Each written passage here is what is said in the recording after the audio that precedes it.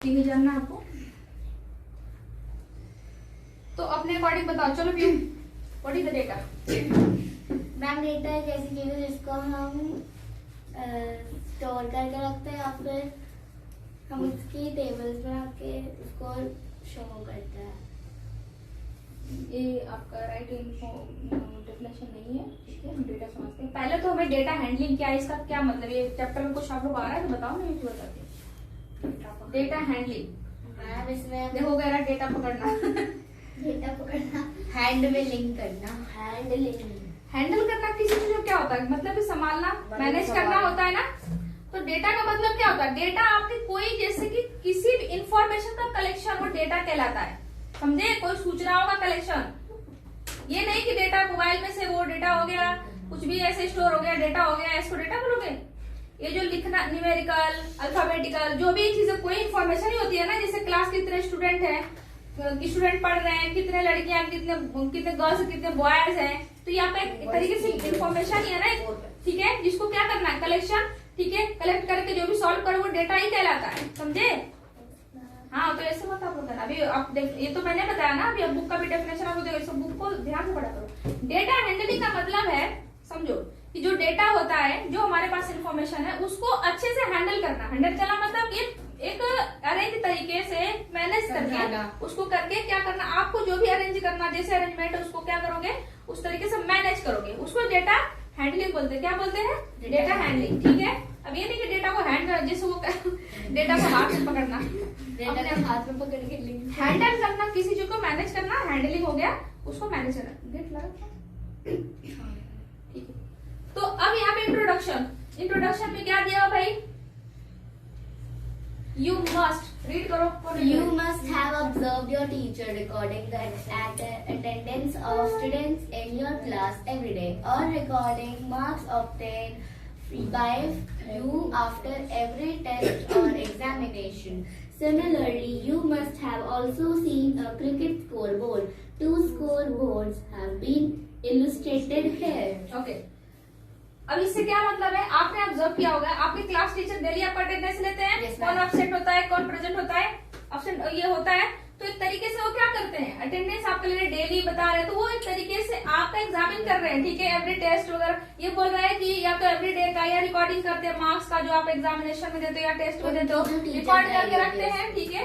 इसके बाद teacher guide होता है, स्कूल का रजिस्टर होता है, ठीक है। और देन इसके बाद सिमिलरली आप कह सकते हो कि ये भी आपने देखा हो क्रिकेट स्कोर बोर्ड में, जो भी जैसे कि अगर कोई प्लेयर्स हैं, ठीक है, तो वो कितने रन बनाए हैं, कितने, जो भी वो चीजें क्या करते हो आप लोग, कितनी विकेट टेक करी है, हाँ, कितने विकेट्स है, ओवर कितने समाप्त हो चुके हैं, मैम अब बोलना है, कौन कौन खेल रहा है, सभी चीजें, तो चीजें होता है। तो एक तरीके क्या होता है, ये डेटा ही होता है उनका, इनके बारे में इन्फॉर्मेशन दी गई होती है, सूचनाएं इकट्ठा होती है, कलेक्ट होती है, वो डेटा होता है आपका, ठीक है। अब देखो यहाँ पे जैसे दे दिया नेम ऑफ द बॉलर्स, दिया यहाँ पे एक टेबल बना है, ABCD क्या बॉलर्स है, देन इसके बाद ओवर्स कितने होते हैं, ओवर कितने हो रहे हैं, 10 ओवर्स, एंड देन इसके बाद कर रहा है कि maiden overs and run given and wicket. एक तरीके से डेटा दिया हुआ है, सब क्या एक तरीके से अरेंज किया गया है। अरेंज तो है ही है, फिर वो भी कैसे किया गया है, टेबल में। देखो आप इजिली समझ पा रहे हैं ना, अगर ऐसे ही लिख देता, सपोज तो स्टेटमेंट पे पूरा लिख जाता, जैसे ये स्टेटमेंट लिख रहा है, तो क्या इसको समझ पाते क्या बोल रहा है, क्या नहीं समझ पाते, नहीं ना। इसलिए डेटा को हैंडल किया गया, अरेंज करके रखा गया कि आपको क्या होता है, इजीली क्या कर सकते हो, आप उसको समझ सकते हो, हाँ समझोगे, और उसको आपको कैलकुलेट करना हो तो भी कैलकुलेट भी कर सकते हो, ठीक है। समझ में आया? जैसे है ये देखो दूसरा टेबल दिया हुआ है, इसमें देखो डेटा कितने अच्छे से अरेंज किया गया, कॉलम बना गया, रोज बना गया, देन इसके बाद नंबरिंग अपनी करके उस तरीके से मैनेज किया। फिर डेटा लिखने का तरीका बता रहा है कि इस तरीके से डेटा क्या है आपके लिखे जाते हैं। समझ में आया? ठीक है। हाँ, नेक्स्ट परी को पढ़ने दो, चलो। You know that in game of cricket, बैठ जाओ ना,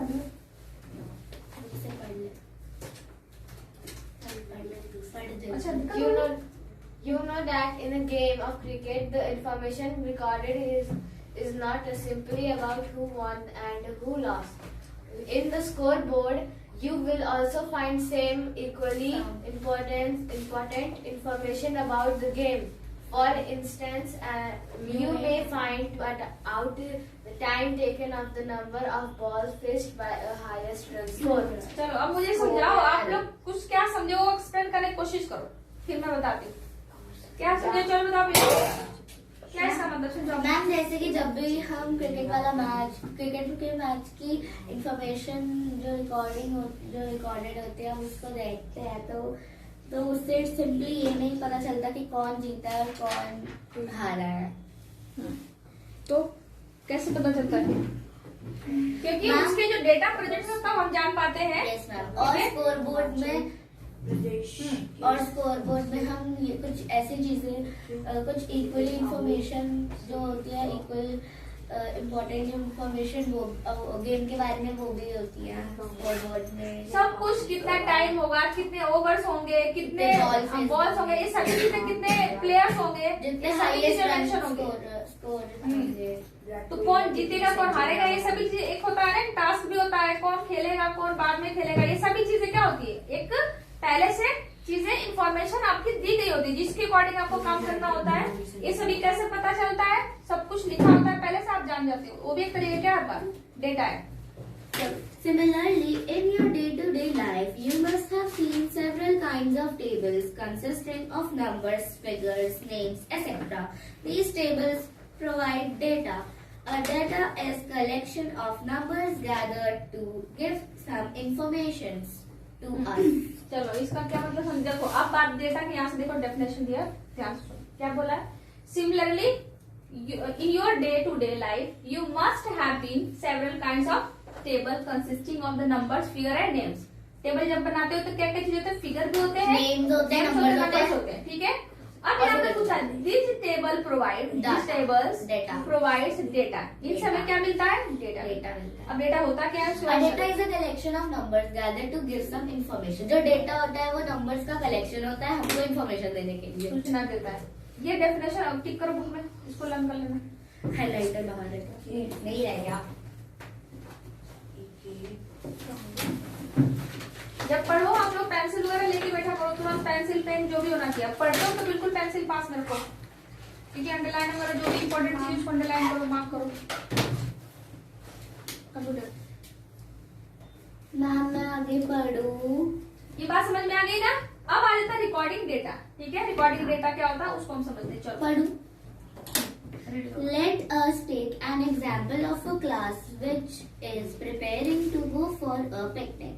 The teacher asked the students to give their choice of fruits out of banana, apple, orange or guava. Uma is asked to prepare the list. She prepared a list of all the children and wrote the choice of fruit against each name. This list would help the teacher to distribute fruits according to the choices of अब इसका क्या students. मतलब समझ पा रहे हो भाई?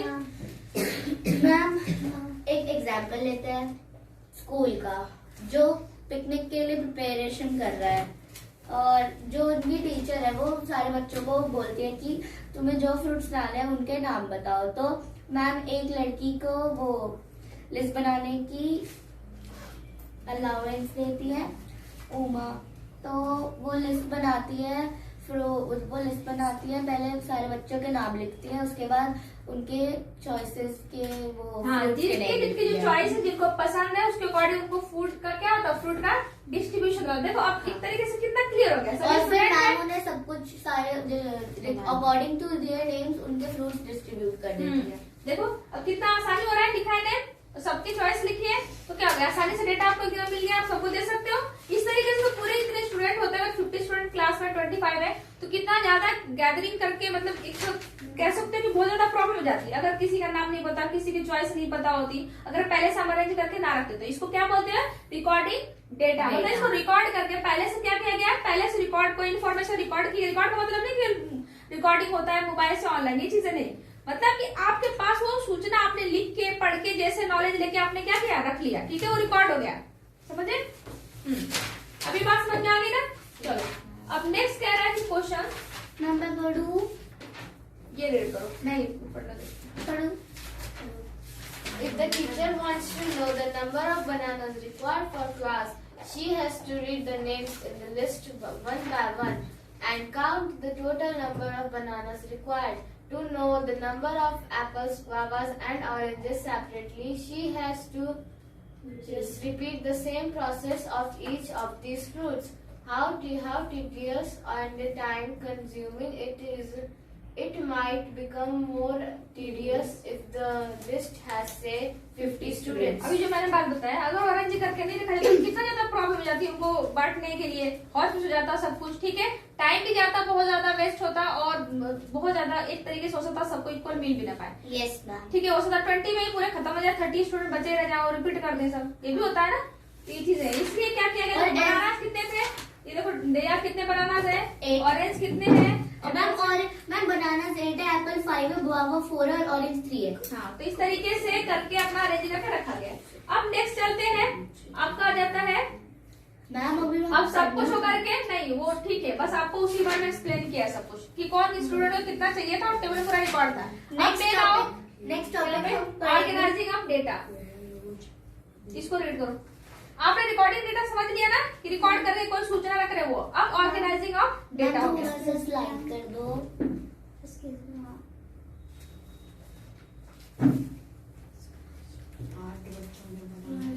चलो ऑर्गेनाइजिंग ऑफ डेटा हो गया।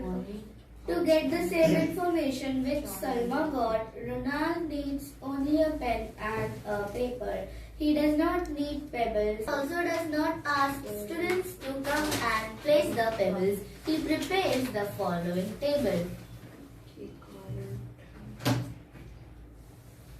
हाँ, क्या इसका मतलब बताओ भाई। Ma'am, organize the topic in which we read about organization of data is जब भी वो एक लड़का है, क्या एक लड़का है? to get the same information which Salma or Ronald needs only a pen or paper. Same information को लिखने के लिए सलमा और रोनाल्ड को सिर्फ एक पेन और एक पेपर चाहिए। उनको पेबल्स की कोई जरूरत नहीं है और वो स्टूडेंट्स को भी नहीं बोलता कि आओ और पेबल्स को रखो। उसने ये टेबल को बनाया है। ठीक है, ये जो चीज जो आपके बनानास वाले थे वही एग्जांपल लिया है, ठीक है, फ्रूट्स वाले। तो वहां तो पहले एक जगह कलेक्शन हो गया था, मतलब कि एक तरीके रिकॉर्ड हो गया था डेटा, किसको क्या चाहिए। अब यहाँ पे ऑर्गेनाइज किया गया। ऑर्गेनाइज मतलब समझते हो, उसको अरेंज करना, ठीक है, एक अरेंज करके फॉर्म में लिखा गया है।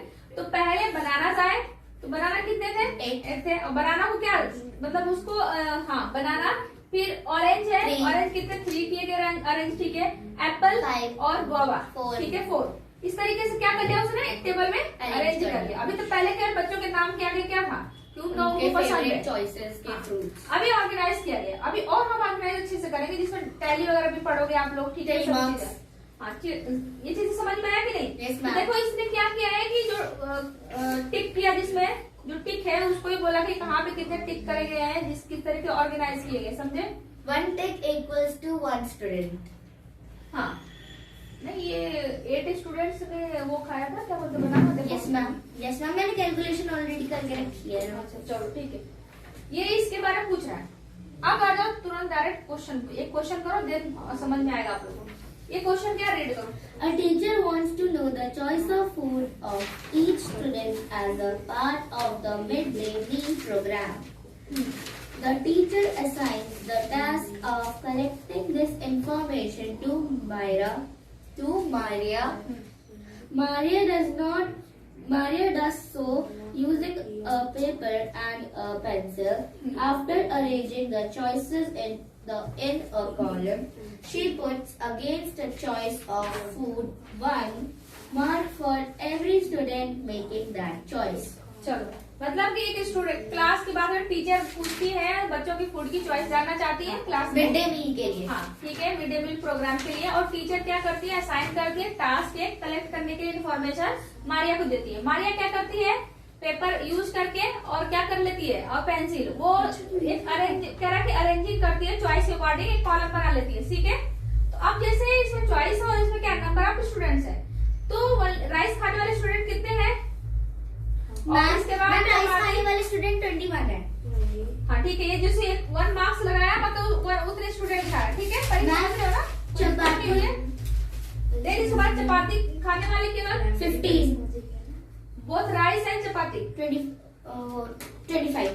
बोलने उसको मौका दो भाई, फास्ट मत बोलो, कोई स्टूडेंट टाइम लेता है बोलेंगे। आप पहले पढ़ चुके हो रिवीजन, इसलिए आप थोड़ा टाइम दो। इसको भी जो सीख रहा है अभी, ठीक है, समझ रहे हो?